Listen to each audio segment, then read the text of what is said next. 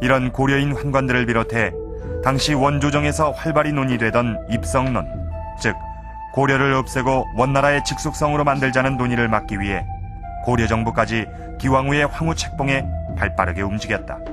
그 당시 고려로서는 계속해서 원나라 내부에서 제기되고 있었던 그 고려를 원의 한 행성으로 만들자라는 그 입성론이 계속해서 끊임없이 제기가 됐거든요. 그러니까 원이 있었던 기간 동안 여러 차례 입성론이 제기가 됐었는데 그 과정 속에서 고려 왕실로서는 그 기왕후가 황후의 자리에 오르게 되면 아무래도 여러 가지 측면에서 유리하다고 판단이 됐기 때문에 그것을 위해서 노력을 많이 했던 것 같아요. 이 무렵 기시의 황후 책봉을 반대하던 세력이 축출되고 1339년 공료로 원나라에 끌려왔던 기자후의 딸은 드디어 원제국의 황후가 된다. 공료로 끌려간 기시가 황후의 자리에 오르기까지에는 이렇게 극적인 사연이 많습니다. 기록에 의하면 이 기황후는 미모가 뛰어나고 총명할 뿐만 아니라 또 순제는 이 대청도에 유배됐던 그런 경험이 있었고, 또 당시 원 궁중의 실권을 장악하고 있던 이 고려 환관을 비롯한 고려인 세력의 도움으로 드디어 황후의 자리에 오르게 되는데, 이 당시 이 신분 등극이 엄격한 이 몽고 사회에서 몽고족이 아니면 황후의 자리에 오를 수 없다는 규칙을 깬 그런 파격적인 일이었던 것입니다.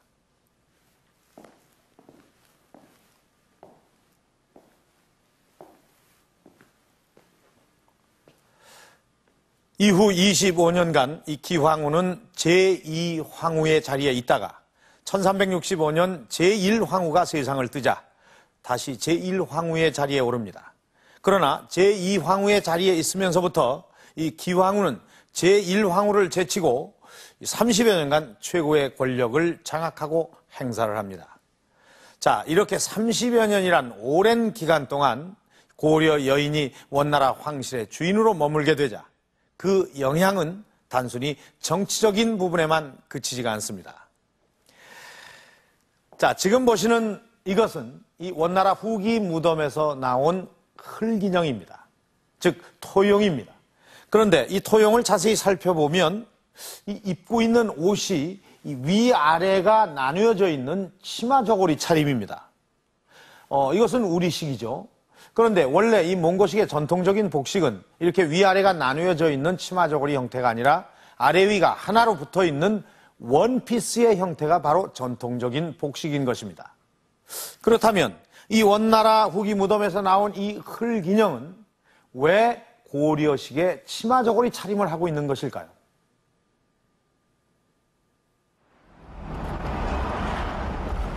현재 몽골의 수도인 울란바토르. 이곳에 있는 국립박물관엔 특이한 유물이 보관돼 있다. 몽골의 전통적인 유물들을 전시하는 한켠에 자리 잡은 유물 한 점. 그것은 우리 눈에도 꽤 익숙한 인두였다. 이게 뭡니까? монголоор энийг илүүр гэж нэрлэдэг. илүүр. илүүр. 발음도 인두와 거의 비슷하다. Тогон төмөр хааны хатан Солонгосын Кио огт Үлзий хотог гэдэг хааны үед Монгол орнд солонгосчууд их олноор сууршиж байсан. За тэр сууршиж байсан солонгосуудаас уламжилж нөлөөлж орж ирсэн ийм эзүүл болов гэж үздэг. 인두는 정말 고려로부터 전해진 것일까? 우리나라 삼국시대나 이런 데서 인두가 훌륭하고 일본에까지 건너간 이런 거는 봤어도 중국 측에서 인두라기보다는 다리미, 숯을 거기에 담는 이런 유물을 본 적이 없거든요. 그러면 그것은 원나라에 그러한 그 유물이 있었다고 하면은 이것은 중국 측의 유물은 아니에요. 그 사람들은 유목민족이기 때문에 그러한 쇠에다가 그 불을 담아서 옷을 이렇게 다려 입는 이런 문화는 없어요. 그리고 그 사람들은 기후가 춥기 때문에 이렇게 그 짐승의 털가죽 같은 것을 주로 입었고, 우선 그 몽고 사람들의 부녀자 복식 측면에서도 고려가 원에 미친 영향은 적지 않다.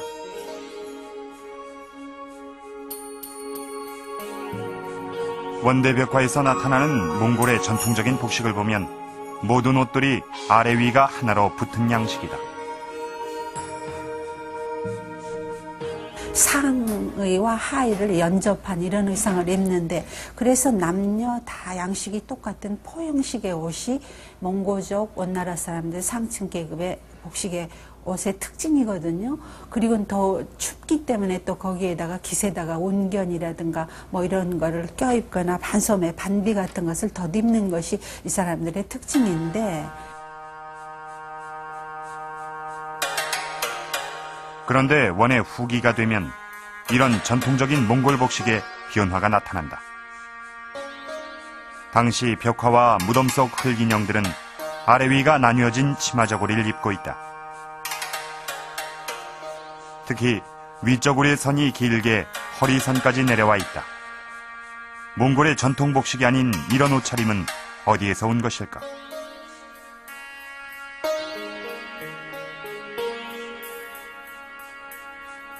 고려시대 그려진 불화들을 보면 그 의문은 풀리게 된다. 저고리가 허리선까지 내려오는 치마 저고리를 입은 사람들. 그것은 바로 고려의 복식이다. 이 부식의 치마 저고리 양식인데, 그 고려의 저고리 양식이 바로 둔부선 길이나 허리 길이의 저고리의 치마였기 때문에 그 양식을 입은 수만 명의 사람들이 원나라로 가서 원나라의 황실 속에 혹은 또 그 사대부가 속의 그 구성원이 되면서 그 복식은 당연히 영향을 끼칠 수밖에 없거든요. 또 문화적으로도 또 수준이 높았고, 그러니까 이것은 원나라의 혹은 몽골의 전통적인 양식과는 완전히 구분되는, 어디서 오는 이 복식의 그 양식을 어디서 찾아야 하냐면 이것은 고려에서밖에 찾을 수 없고, 이 사람들이 이것은 중국 사람들이 이건 고려양이라고 하고 있거든요. 고려양에 대한 기록은 원나라의 기록 곳곳에서 볼 수 있다.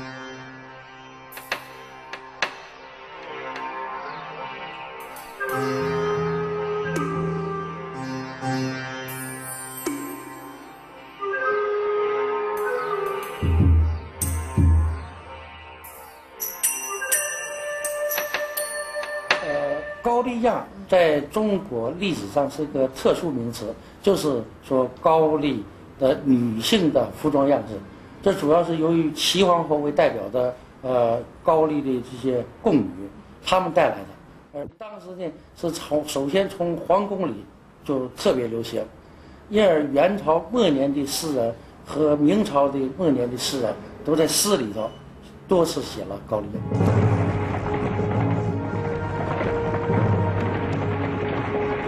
고려양은 비단 복식에서만 나타나는 것은 아니다. 고려의 음악을 비롯해서 생활 풍속, 음식에 이르기까지 다양하게 퍼져갔다. 초원에서 생활하는 몽골의 한 전통적인 가정. 이곳을 찾았을 때 이들은 음식을 만들고 있었다.